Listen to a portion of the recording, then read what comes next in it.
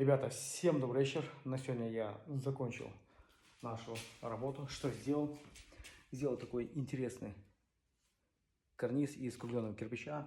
Дальше у нас идет галтельный кирпич. И такую вот, ребята, красивую начал делать полочку. Завтра мы продолжим ее делать. Доложим справа, слева. И у нас камин будет сужаться по бокам и с фасадной части. Если кому нужен такой камин, можете к нам обращаться. У нас есть печники в команде, также печные смеси, печной кирпич и вся печная фурнитура.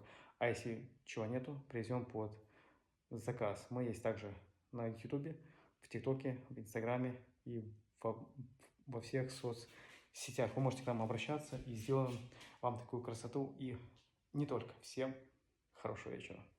Также, ребята,